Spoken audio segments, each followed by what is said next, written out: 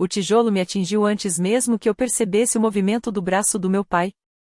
Em um segundo, eu estava parada na calçada rachada em frente à casa dos meus pais, usando o vestido azul claro que tinha comprado para o jantar em família, onde eu pretendia contar a todos a data do meu casamento. No instante seguinte, tudo ficou branco. O som não foi alto, mas foi assustador. Um estalo seco e horrível. Depois, senti algo quente escorrendo pelo lado esquerdo do meu rosto. Minhas pernas perderam a força enquanto pedaços de tijolo vermelho caíam pelo concreto como cacos de cerâmica quebrada. Alguém gritou. Só mais tarde percebi que era eu. Meu noivo, Beckett Hale, conseguiu me segurar antes que meu rosto batesse nos degraus da varanda. O sangue manchou a camisa branca dele tão rapidamente que parecia que alguém tinha derramado um balde sobre nós. Daphne, fica comigo, ele dizia, mas sua voz parecia distante. Daphne, olha para mim. Tentei abrir meu olho esquerdo, mas tudo que encontrei foi escuridão. Minha visão do olho direito estava embaçada. Então eu vi minha mãe. Ela não parecia assustada.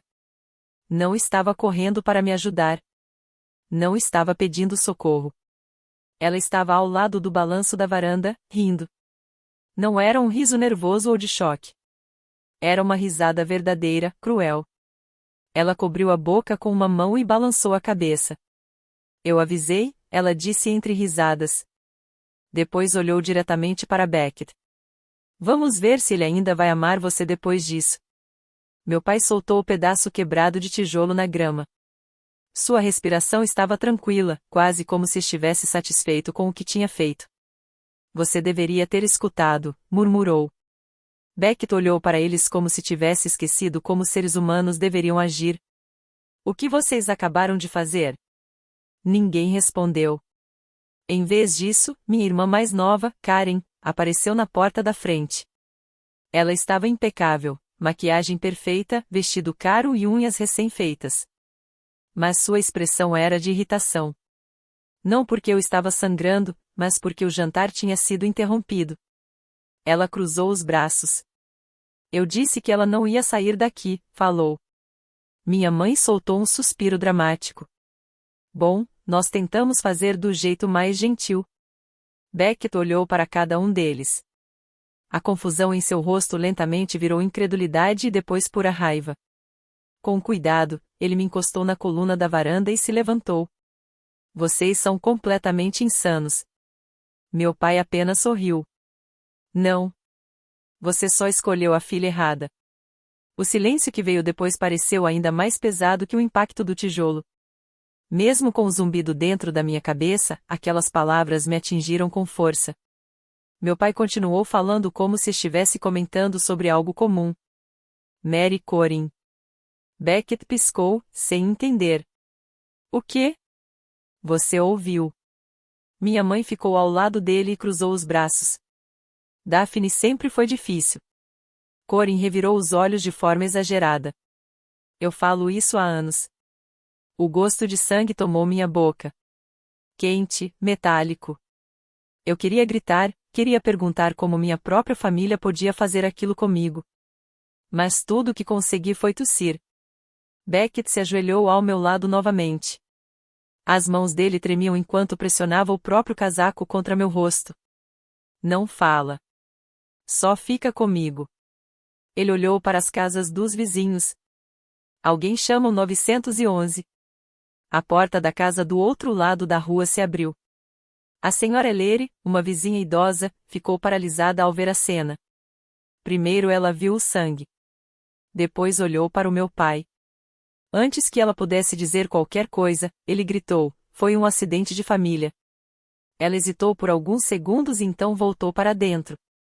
Naquele momento, pensei apenas uma coisa, não. Por favor, não acredite nele. Beckett pegou o celular para pedir ajuda. Mas meu pai se aproximou e chutou o aparelho da mão dele. O telefone caiu na entrada da garagem, com a tela completamente quebrada. Você não vai chamar ninguém. Beckett perdeu o controle. Ele empurrou meu pai com tanta força que ele cambaleou alguns passos para trás. Para um homem que já passava dos 60 anos, ele se recuperou rápido demais. Em vez de parar, meu pai avançou contra ele como um touro enfurecido. Os dois caíram juntos sobre os canteiros de flores. Minha mãe não tentou impedir. Corin não gritou. Elas apenas ficaram observando, quase entediadas, como se aquela cena já estivesse planejada há muito tempo.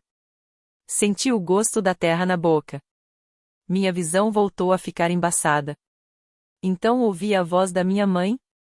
Conta para ele. Meu pai segurava Beckett contra o gramado. Você vai se casar com Karen. Ele pressionou o ombro de Beckett contra o chão. Ou você deixa essa família para sempre.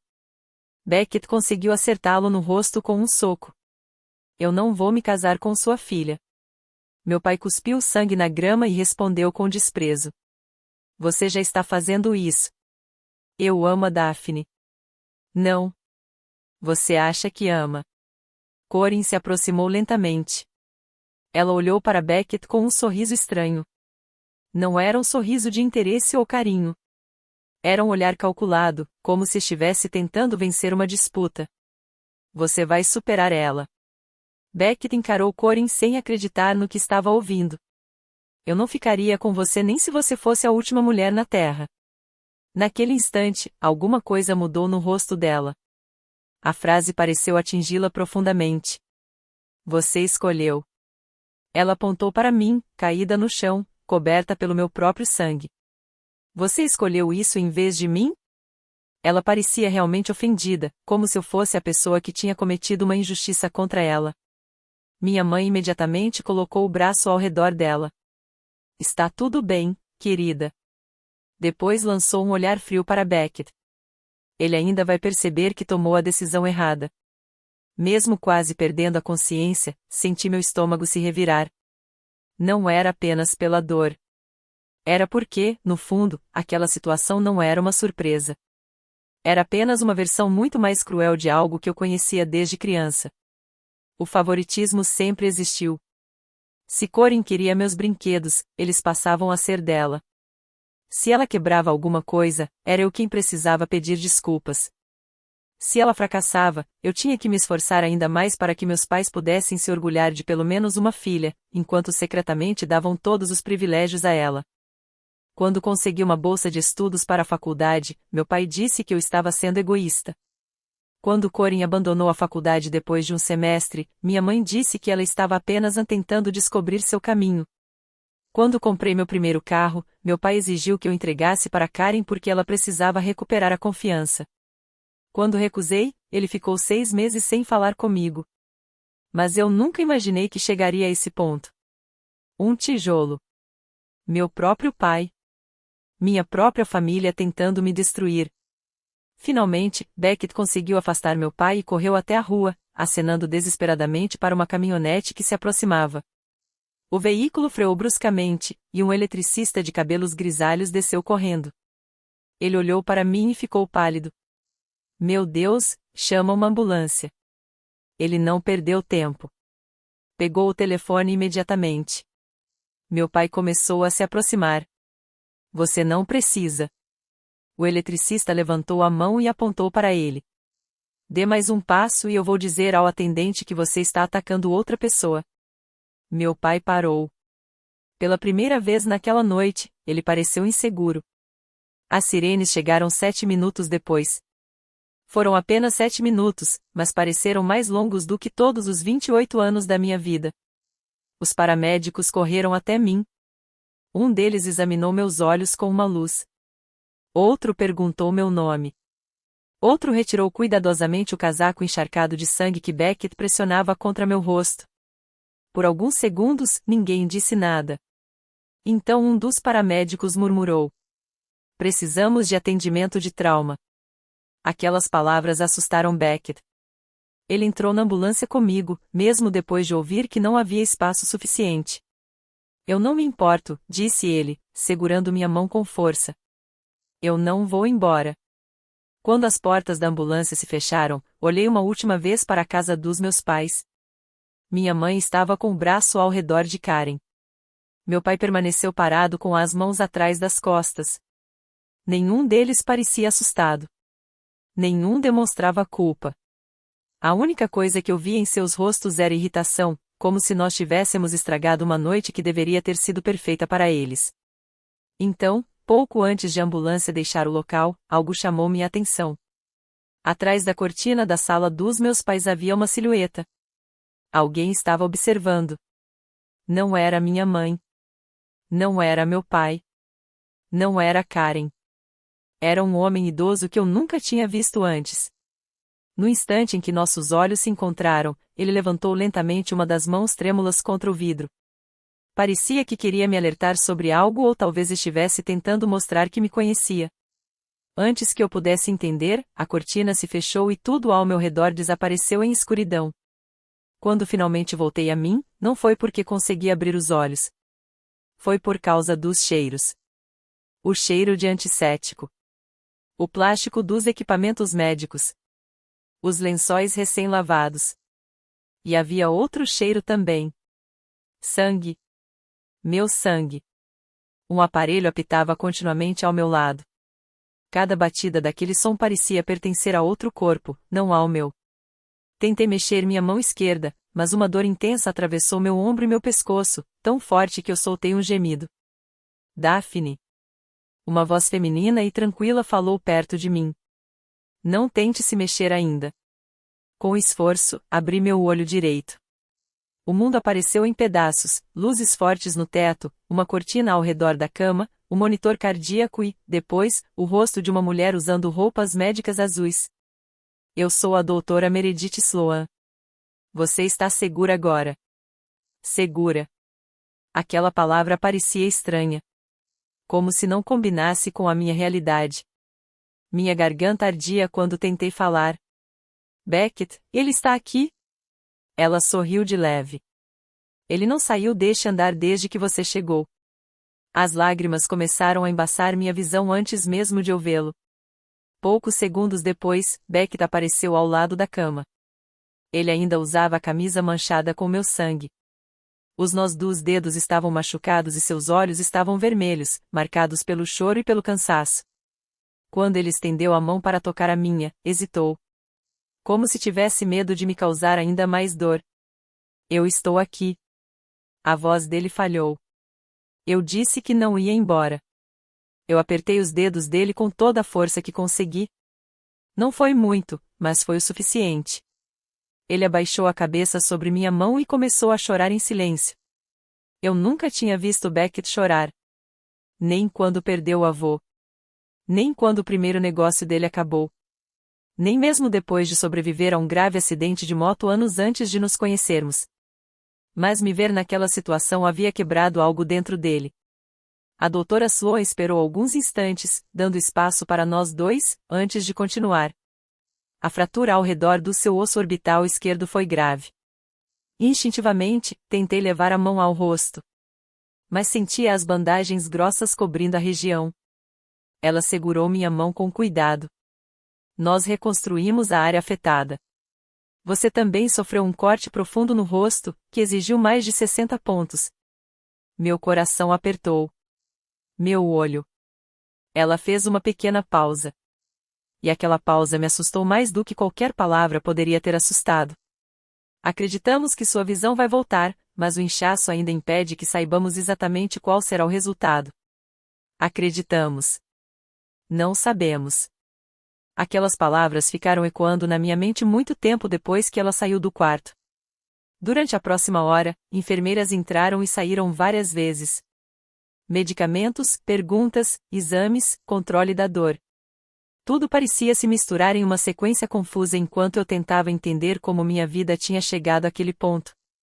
Então, um policial entrou no quarto. Ele se apresentou como o detetive Roland Mercer. Tinha quase 60 anos, barba grisalha e uma voz tranquila. Nada nele parecia ameaçador. Pelo contrário, sua presença transmitia uma calma inesperada. Ele puxou uma cadeira e se sentou ao lado da minha cama. Quando você se sentir pronta, gostaria de fazer algumas perguntas. Beckett imediatamente se levantou. Eu vou ficar. Mercer apenas assentiu. Eu não esperaria outra coisa. Ele abriu um caderno e voltou sua atenção para mim. Daphne, Seu pai acertou você com aquele tijolo de propósito? Não precisei pensar. Sim. Já houve ameaças anteriores? Fechei os olhos por alguns segundos. Centenas de lembranças vieram à minha mente ao mesmo tempo. Meu pai gritando comigo porque eu me recusava a entregar parte do meu salário para Corin. Minha mãe contando para parentes que eu tinha inveja da minha própria irmã. Corin pegando minhas joias e, de alguma forma, fazendo todos acreditarem que eu apenas tinha perdido. Os natais em que os presentes caros sempre apareciam misteriosamente ao lado da árvore de Corin, enquanto os meus eram coisas úteis, nada além do necessário. O dia em que meu pai me deu um tapa porque eu aceitei uma promoção no trabalho, justamente quando Corin tinha sido rejeitada pela mesma empresa. Tantas situações em que eu tentei me convencer de que talvez eles não me odiassem. Talvez eu estivesse exagerando. Talvez eu estivesse vendo coisas onde não existiam. Mas naquele momento, não havia mais espaço para negar. Sim. Mercer ficou em silêncio enquanto escrevia por vários minutos. Então fez uma pergunta que eu não esperava. Por que seu pai queria que seu noivo deixasse você? Olhei para Beckett. Ele apenas fez um pequeno gesto com a cabeça. Era hora de contar a verdade. Dinheiro. Mercer levantou os olhos do caderno. Explique. Respirei fundo antes de continuar. Há 3 meses, Beckett vendeu a empresa de construção dele. Mercer assentiu. Eu sei. Ele ficou muito rico. Beckett pareceu desconfortável. Eu prefiro não falar sobre valores. O detetive respeitou o limite. Não preciso saber o número exato. Continuei. Meus pais descobriram por acaso. A lembrança voltou como uma cena distante. Tudo aconteceu durante um churrasco no bairro. Meu pai ouviu alguém parabenizando Beckett pela venda da empresa. Pela primeira vez em meses, ele pareceu genuinamente feliz. Naquela mesma noite, ele nos convidou para jantar. Era o primeiro jantar em família em quase 2 anos. No começo, eu realmente achei que aquilo poderia ser uma reconciliação. Pensei que talvez eles finalmente tivessem aceitado Beckett e decidido mudar. Mas eu estava errada. Durante todo o jantar, minha mãe só fazia perguntas sobre os investimentos dele. Meu pai queria saber se ele pretendia comprar imóveis para alugar, abrir novos negócios ou aumentar seu patrimônio. Então Corin, de repente, ficou extremamente interessada em tudo que Beckett dizia. Ela ria das piadas dele, mesmo das que ignorava completamente antes. Tocava no braço dele sempre que conversava. Elogiava o relógio, o terno, o sorriso, cada pequeno detalhe. Na volta para casa, Beckett tentou brincar com a situação. Acho que sua irmã gosta de mim. Eu também ri. Nenhum de nós percebeu naquele momento o quanto aquilo era sério. Nas semanas seguintes, Corin começou a aparecer em todos os lugares. Na academia que ele frequentava. Na cafeteria favorita dele. No escritório. No caminho onde ele costumava correr. Em restaurantes e até no supermercado. Sempre parecia uma coincidência. Até que as coincidências começaram a parecer impossíveis. Então ela começou a mandar mensagens para ele. Ele bloqueou o número dela. Então Corin criou outro. Ele bloqueou novamente, e ela apareceu com mais um contato diferente. Ela enviou presentes caros para o escritório dele, mas Beckett devolveu tudo sem sequer abrir as embalagens. Depois começaram as cartas escritas à mão. Ele simplesmente queimou todas. Certa tarde, ela esperou do lado de fora do nosso apartamento. Eu vou te dar tudo aquilo que ela nunca conseguiu te oferecer. Beckett apenas passou por ela sem dizer uma palavra. Aquela deveria ter sido a última tentativa. Mas não foi. Em vez de admitir aos meus pais que tinha sido rejeitada, Corin contou uma versão completamente diferente. Disse que Beckett estava confuso, que ainda não sabia o que queria. E meu pai acreditou nela. Minha mãe começou a dizer que eu tinha manipulado Beckett, que eu estava prendendo ele em um relacionamento que não era certo. A partir daquele dia, todas as conversas seguiam o mesmo roteiro. Você deveria se afastar. Corin merece ele. Você está sendo egoísta. Você sempre conseguiu tudo antes dela. Com o tempo, eu parei de visitar meus pais. Achei que a distância poderia resolver tudo. Que talvez, sem contato constante, as coisas finalmente se acalmassem. Mas aconteceu o contrário. Eles nos convidaram para jantar. O jantar de ontem. O jantar que terminou com um tijolo acertando meu rosto. O detetive Mercer fechou o caderno lentamente. Seu olhar parecia ainda mais sério do que antes. Então esse ataque está ligado à tentativa deles de obrigar seu noivo a se envolver com sua irmã? Sim. Beckett falou em voz baixa. Eles realmente acreditaram que machucar a Daphne faria com que eu a abandonasse. Mercer ficou olhando para o chão por vários segundos. Em 29 anos de trabalho, disse-lhe com um suspiro, eu já investiguei famílias terríveis. Ele levantou os olhos para mim. Mas isso está entre os casos mais perturbadores que eu já vi. Nesse momento, alguém bateu na porta. Uma enfermeira colocou a cabeça para dentro. Detetive, há 3 pessoas querendo visitar a senhora Whitmore. Meu coração afundou. Mercer franziu a testa. Os nomes? A enfermeira olhou para a prancheta. Richard Whitmore. Seu pai. Lorraine Whitmore. Sua mãe. E Corinne Whitmore. Sua irmã. Beckett se levantou imediatamente. Eles não vão entrar. A enfermeira pareceu aliviada. Eu imaginei que você diria isso. Mas antes que ela pudesse sair, uma voz alta ecoou pelo corredor. Daphne. Era meu pai. Você já envergonhou essa família o suficiente. As conversas nos quartos próximos pararam. Mesmo com a porta fechada, era impossível não ouvir o tom agressivo dele. Então minha mãe entrou na discussão. Você deveria estar nos perdoando. Perdoando? Quase ri quando ouvi aquilo. Depois veio a voz de Corinne. Você nos deve um pedido de desculpas por ter deixado o papai chegar nesse ponto. Beckett começou a caminhar em direção à porta, mas Mercer colocou a mão na frente dele. Eu vou cuidar disso. Ele saiu para o corredor. A porta ficou parcialmente aberta. Eu não conseguia ver a cena inteira, apenas sombras passando. Então ouvi a voz calma do detetive. Vocês precisam ir embora. Meu pai respondeu imediatamente. Essa é minha filha. Não, Mercer respondeu. Ela é a vítima. Seguiu-se um silêncio pesado.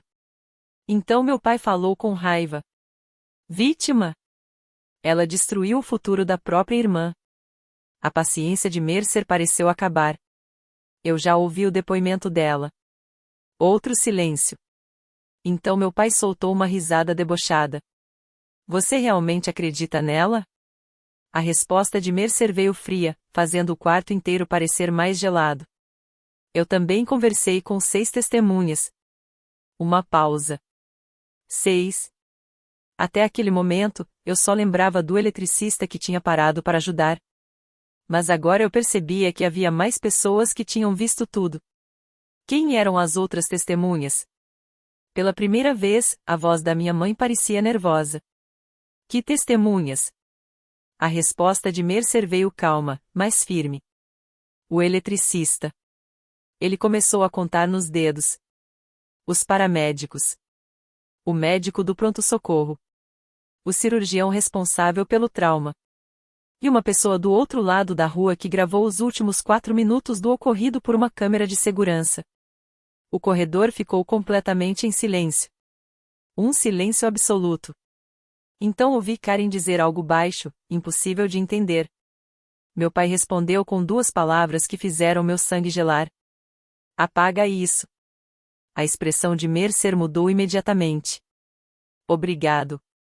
Meu pai pareceu confuso. Obrigado pelo quê? Por dizer isso na frente de 3 policiais. Mais passos ecoaram pelo corredor. Uma voz começou a informar os direitos legais deles. Poucos segundos depois, ouvi o som metálico das algemas sendo colocadas. Minha mãe começou a gritar. Corinne chorava. Meu pai insistia que tudo era um mal-entendido. Mas, antes que eles fossem levados embora, uma voz mais velha atravessou o corredor. Esperei 26 anos para que alguém finalmente impedisse esse homem. Todos ficaram em silêncio. Olhei para a porta. Era o mesmo idoso que eu tinha visto atrás da cortina da sala dos meus pais. Ele estava parado no fim do corredor, segurando uma bengala em uma mão e uma velha maleta de couro na outra. Ele não olhava para os policiais. Não olhava para meus pais. Seus olhos estavam fixos apenas em mim. Então falou em voz baixa. Acho que finalmente chegou a hora de você descobrir quem eu realmente sou. O corredor ficou tão silencioso que eu conseguia ouvir o leve zumbido das luzes fluorescentes no teto. O homem esperou até que os policiais levassem meus pais e Corin em direção aos elevadores.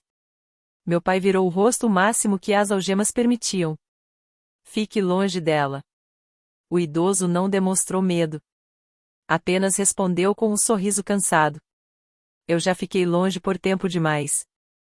As portas do elevador se fecharam. As vozes deles desapareceram. Pela primeira vez em toda a minha vida, não havia gritos. Não havia acusações. Não havia ninguém tentando me convencer de que tudo era culpa minha. Havia apenas silêncio. O detetive Mercer voltou para o quarto. Você conhece aquele homem? Balancei a cabeça lentamente. Não. O idoso tirou um boné antigo de cima dos cabelos prateados. Meu nome é Everett Lawson. O nome não despertou nenhuma lembrança. Ele percebeu minha confusão. Eu imaginava que seria assim. Então olhou para o detetive Mercer. Posso ter alguns minutos com ela? Mercer o analisou com cuidado. Você entende que essa conversa pode fazer parte da investigação? Eu entendo.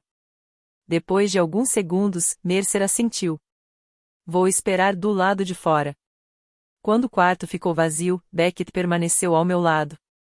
Everett olhou para ele e sorriu. Fique. Ele puxou a cadeira para mais perto da cama e se sentou com dificuldade. A artrite tinha deformado seus dedos, mas havia algo firme e tranquilo em seu olhar. Eu ensaiei essa conversa por mais de 20 anos. Engoli em seco. Quem é você? O olhar dele se perdeu por alguns segundos na janela. Eu era o melhor amigo do seu avô. Aquilo me surpreendeu. Meu avô tinha morrido antes mesmo de eu nascer. Eu sei que você conheceu ele. Everett fez uma pequena pausa. Eu conheci ele melhor do que qualquer outra pessoa. Everett abriu a velha maleta de couro e tirou uma fotografia antiga protegida por uma capa plástica. A imagem mostrava dois homens jovens cobertos de serragem, sorrindo ao lado de uma cabana de madeira ainda inacabada. Um deles era inconfundivelmente parecido com o meu avô, alguém que eu só conhecia pelas fotos antigas da família. O outro era Everett. Ele me chamava de irmão. Minha garganta apertou. Meus pais nunca falaram sobre você. Não poderiam. Franzi a testa. Por quê? A expressão dele ficou mais séria. Porque seu pai fez questão de me apagar da vida da sua família. Eu não conseguia entender. Eu não estou entendendo. Vai entender. Ele guardou a fotografia novamente dentro da maleta com cuidado. Seu avô foi o homem mais bondoso que eu já conheci. Um sorriso triste apareceu em seu rosto. Quando ele descobriu que sua mãe estava grávida de você, ele construiu um berço de madeira com as próprias mãos. Sem querer, imaginei a cena. Madeira de bordo bem polida. Pequenas estrelas esculpidas à mão. Um avô esperando ansiosamente pela chegada do primeiro neto. O que aconteceu com o berço? Everett abaixou o olhar. Richard queimou. Eu pisquei, sem acreditar.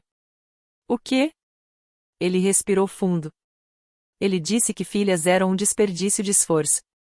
O quarto ficou completamente parado. Beckett apertou minha mão devagar, tentando me dar força. Everett continuou. No dia em que você nasceu, seu avô segurou você por quase 1 hora. Ele olhou para você e sorriu. A voz dele ficou mais suave. Ela vai mudar essa família. Senti meus olhos se encherem de lágrimas. Mas Richard. Everett suspirou. Ele queria um filho. Eu sei. Não. Ele balançou a cabeça. Você sabe apenas uma parte. Everett se inclinou um pouco mais perto. Quando Corin nasceu, 3 anos depois, Richard finalmente teve a criança que sempre quis. Franzi a testa. Mas Corin não é. Eu sei. Ele sorriu com tristeza. Mas isso nunca importou para ele. Fiquei olhando para Everett enquanto ele continuava. Seu pai sempre acreditou que sua irmã deveria ter nascido primeiro. Aquela frase parecia absurda. Mas então todas as lembranças começaram a se encaixar. Cada aniversário. Cada Natal. Cada castigo injusto. Cada vez que eu precisava abrir mão de algo porque Karen precisava mais. Cada conquista minha que de alguma forma acabava sendo atribuída a ela. Cada erro dela que misteriosamente virava minha responsabilidade. Não era coincidência. Nunca tinha sido. Everett falou em voz baixa. Ele culpava você por ter existido primeiro. Aquelas palavras doeram mais do que qualquer ferimento físico. Eu mal conseguia respirar. Passei anos tentando descobrir o que eu tinha feito de errado. A resposta era simples. Nada. Eu apenas nasci antes da filha que ele decidiu amar mais. Beckett parecia horrorizado. Isso é absurdo. É. Everett concordou. E ainda piorou. Ele abriu a maleta novamente.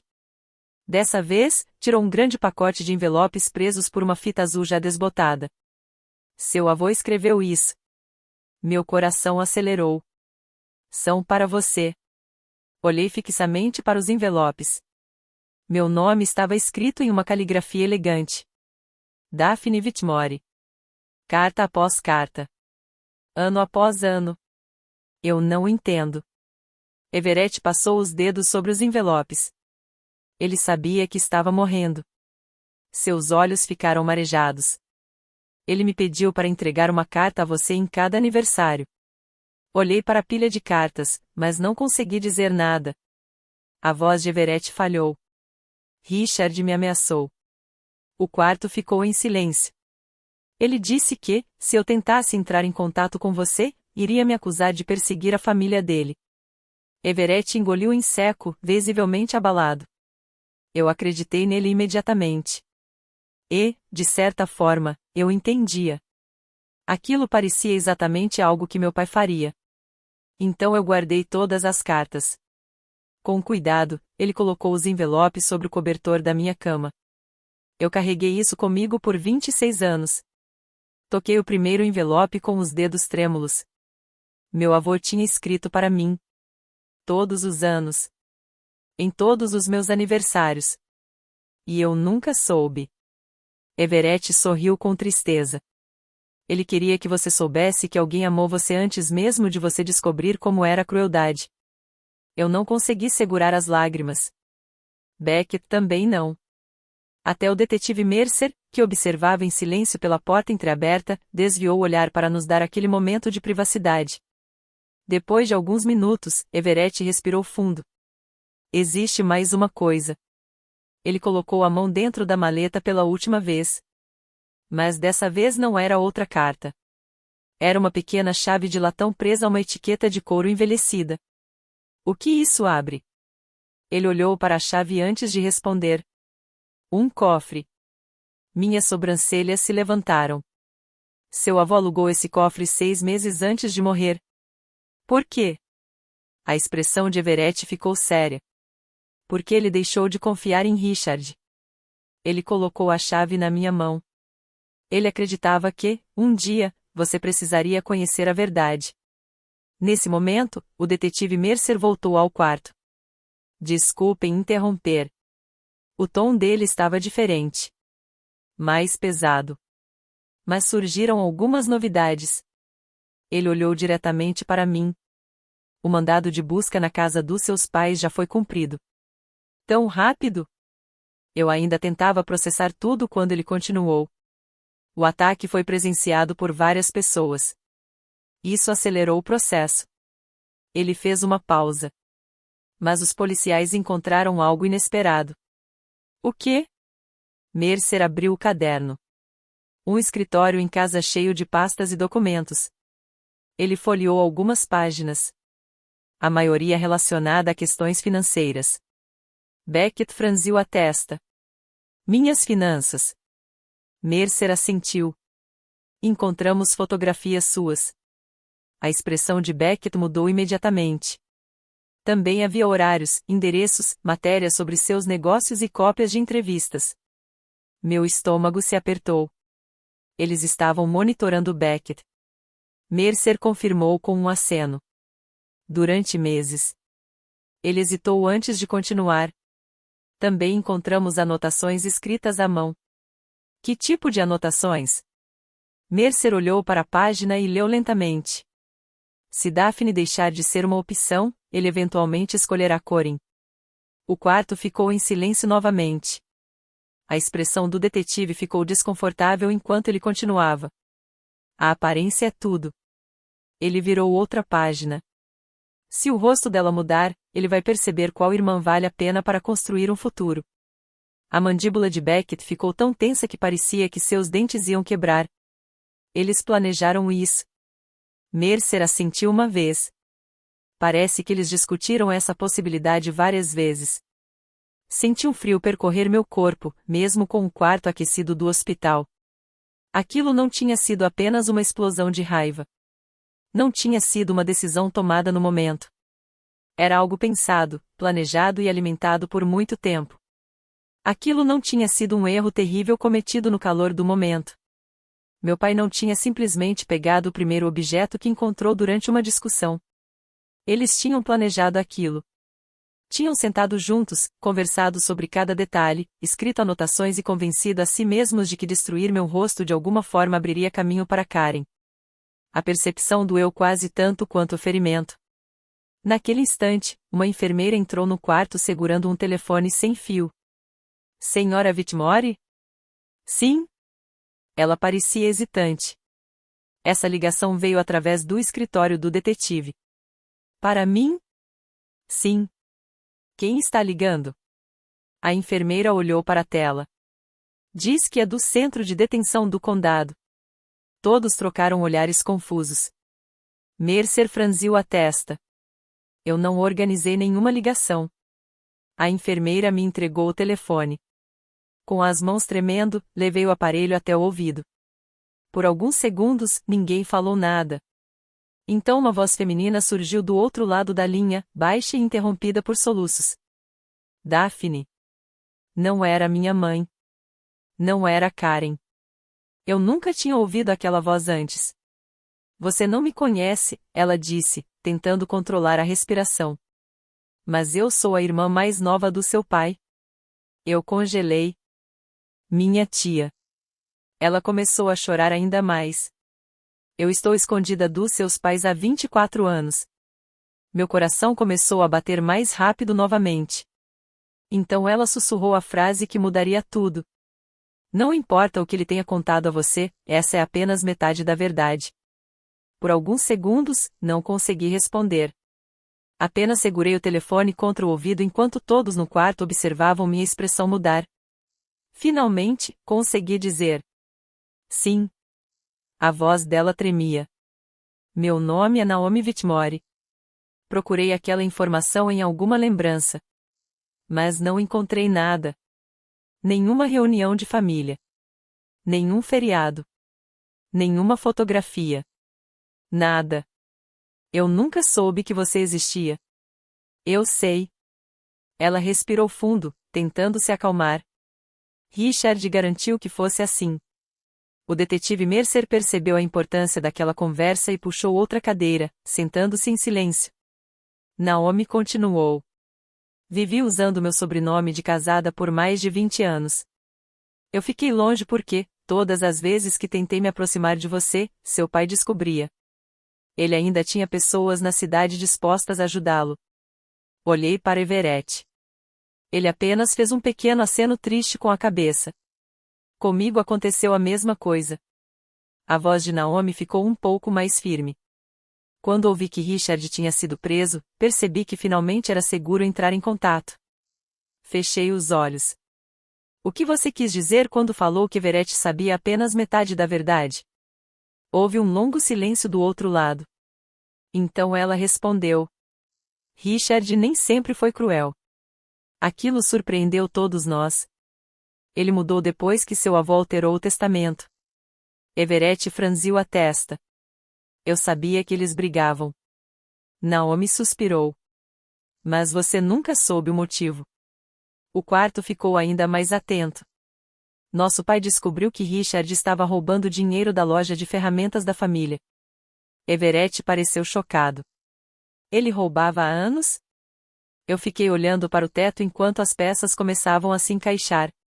Nosso pai perdoou ele uma vez, Naomi continuou.